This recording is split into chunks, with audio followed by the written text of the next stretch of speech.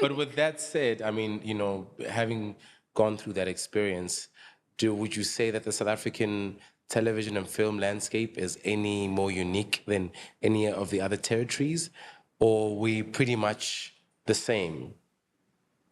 I think we underestimate ourselves. Okay. And there's most of the time the perception that, the international market is better than us, and not necessarily. I think one of our biggest challenges that puts us at the back foot is our funding structure of the industry holistically, not just funding of a film or a production, but the funding of the entire ecosystem of the film industry. Yeah. I mean, coming to that, if you look at it, one would say South Africa is at a huge advantage because one of the few countries that have, state-backed institutions that, are there to kind of put money into our films.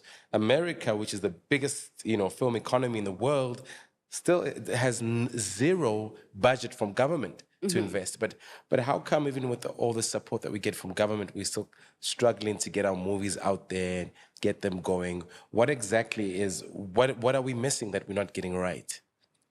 So one, I think the ratio between how much government can fund versus how many filmmakers and creatives are in the market just doesn't make sense, right? One. Two, when we talk about government funding, that the DFIs will do, which is development funders, is what in the ecosystem is being funded. Yeah. Majority of that fund is going to production, to film productions. Who's funding platforms? Who's funding? It's true. Development also. There's so much more in the ecosystem. And also, if you follow the money, where does the money end up from? If you're getting 10 Rand from your funding, how much of that money can you retain as a filmmaker to make you sustainable? Yeah. So that you don't end up in the queue again. Yeah. Right? Yeah. So funny, I was in one of the panel discussions at the Durban Film Mart, and one of the gentlemen mentioned that he feels as if these institutions such as the NVF are kind of creating a dependency, on the filmmakers, where we constantly have to get just a bit to do some work so we can come back next year and ask for more.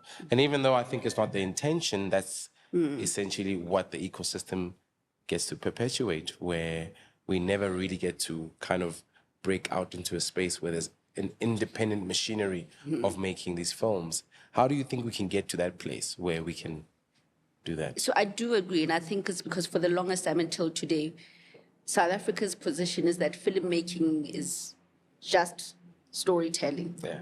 Right? The countries who've taken a position that they're not going to be narrative or storytellers, but they're going to invest in being developers and manufacturers of the equipment that enables the film making process. That's so true. Right?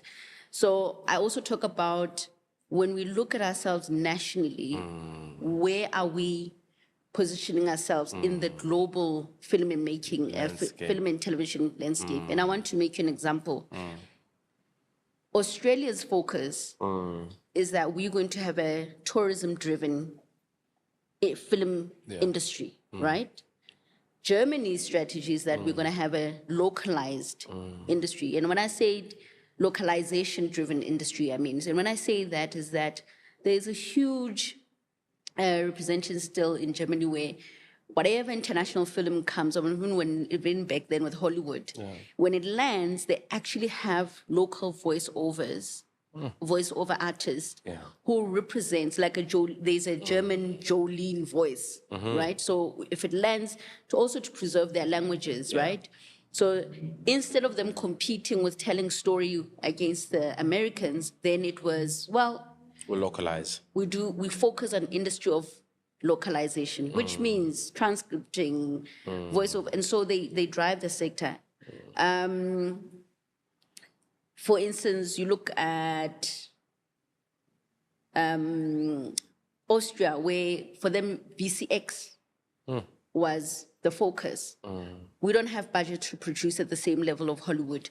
We are going to a point that a lot of Hollywood movies go for post-production and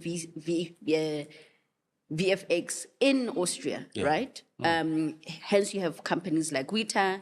France, for instance, said our focus is going to be animation. So that in the globalization of film and television, the question is that where are you going to play, right?